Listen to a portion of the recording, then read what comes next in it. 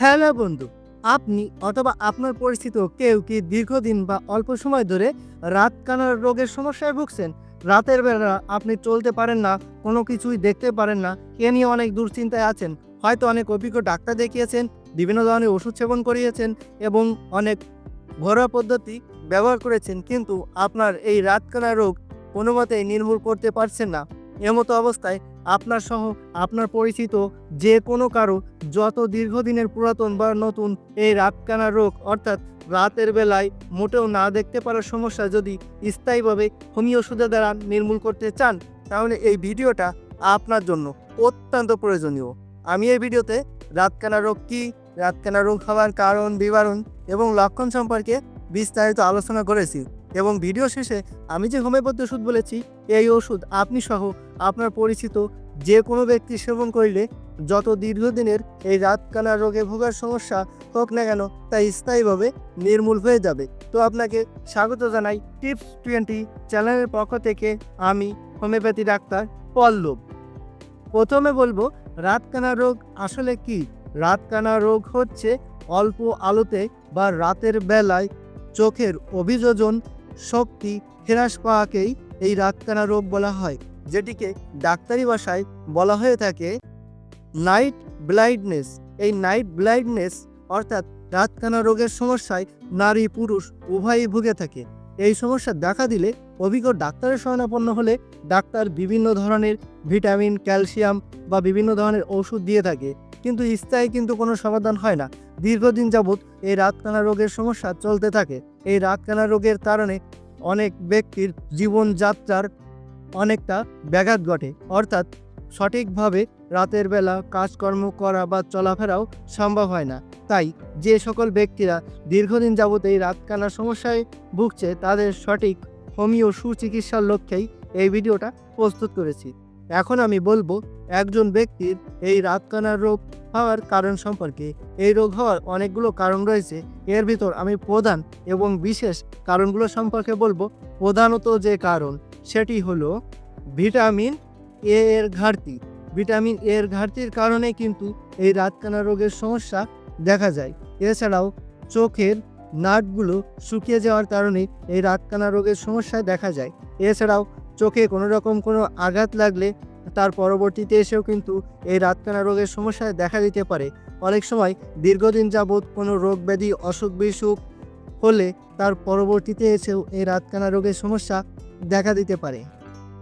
অনেক সময় কোনো ওষুধ সেবন করলে তার পার্শ্ব প্রতিক্রিয়া হিসেবেও কিন্তু এই রাতের বেলায় না দেখতে পারার সমস্যা অর্থাৎ রাতকানার সমস্যা দেখা দিতে পারে।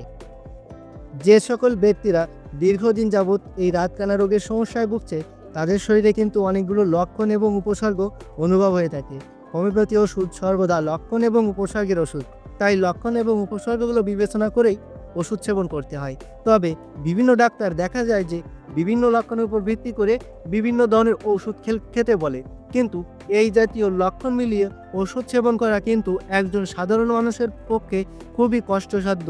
তাই আমি আমার অভিজ্ঞতার উপর ভিত্তি করে স্বল্প কিছু বাছাই করা লক্ষণ এবং উপসর্গ বলে থাকি এবং এর উপর মূলত কার্যকরী হোমিও ওষুধটাই বলে থাকি। তো আমি এখানে বাছাইকৃত যে লক্ষণ এবং যে উপসর্গগুলো বলবো, এগুলো একটু অবশ্যই খেয়াল করে মনোযোগ সহকারে শুনবেন। তো লক্ষণগুলো হচ্ছে যেমন রাতে অন্ধকারে মোটেও দেখতে পারা যায় না, স্বল্প আলোতে কিছুই দেখতে পারা যায় না। অনেক সময় দিনের বেলায় স্বাভাবিক কাজকর্মে কোনো রকম কোনো সমস্যাই হয় না বা দেখতেও কোনো অসুবিধা হয় না, কিন্তু রাতের একটু অন্ধকার নামার সঙ্গে সঙ্গেই একেবারেই কিছু দেখা যায় না। অনেক সময় গাড়ি ড্রাইভিং করতে বা বাইক চালাতে গেলেও অনেকটা সমস্যা হয়, যার কারণে সঠিকভাবে রাত্রিবেলা কোনো গাড়ি চালানো সম্ভব হয় না। চোখের দৃষ্টিশক্তি অনেকটা ধীরে ধীরে কম হয়ে আসছে, এমনটা খেয়াল করা যায়। অনেক সময় চোখে ঝাপসাও দেখা যায়। এছাড়াও অনেক সময় শারীরিক দুর্বলতা এবং মাথা যন্ত্রণাও অনুভব হয়ে থাকে। রাতের বেলায় চোখের সামনে লাইট জ্বালিয়েও কোনো অক্ষর বা পড়া অসম্ভব হয়ে যায়। যতই দিন যায় ততই চোখের দৃষ্টিশক্তি অনেকটা ঝাপসা হয়ে যাচ্ছে, এমনটা খেয়াল করা যায়। তো বন্ধুরা, আমি এখানে বাছাইকৃত মাত্র কয়েকটি লক্ষণ এবং কয়েকটি উপসর্গ বলেছি। এই লক্ষণ এবং উপসর্গের ভেতর যদি একটি মাত্র লক্ষণ এবং একটি মাত্র উপসর্গেরও কোনো ব্যক্তির এই রাতকানা রোগ দেখা দিয়েছে, এমন কোনো ব্যক্তির সঙ্গে মিল থেকে থাকে, তবে সেই ব্যক্তি এই হোমিওপ্যাথি ওষুধ সেবন করতে পারেন। ওষুধ হচ্ছে ফাইজস্টি গমা 200 এবং এর সঙ্গে আরও দুইটি হোমিও বায়োকেমিক ওষুধ সেবন করতে হবে। একটি হলো ক্যালিফসফরিকাম 12x এবং আরেকটি হলো ক্যালকেরিয়া ফসফরিকাম 12x। এবার আমি এই তিনটি ওষুধ সেবন করার নিয়ম সম্পর্কে বলবো। এই ফাইজস্টিগমা 200 এই হোমিওপ্যাথি ওষুধটি 2 ফুটা করে 2 চামচ পানির সাথে মিশিয়ে সকালে ও রাত্রে খাওয়ার 1 ঘন্টা আগে দিনে 2 বার সেবন করতে হবে। এবং এই ক্যালিফসফরিকাম 12x এই হোমিও বায়োকেমিক ওষুধটি 6টি করে বড়ি প্রতি সকালে খাওয়ার 1 ঘন্টা পর চিবিয়ে কামড়িয়ে চুষে খেতে হবে। এবং এই ক্যালকেরিয়া ফসফরিকাম 12x এই হোমিও বায়োকেমিক ওষুধটি প্রতি রাত্রে খাওয়ার 1 ঘন্টা পর 6টি করে বড়ি চিবিয়ে কামড়িয়ে চুষে খেতে হবে। এইভাবে এই তিনটি ওষুধ পরপর 10 দিন সেবন করতে হবে।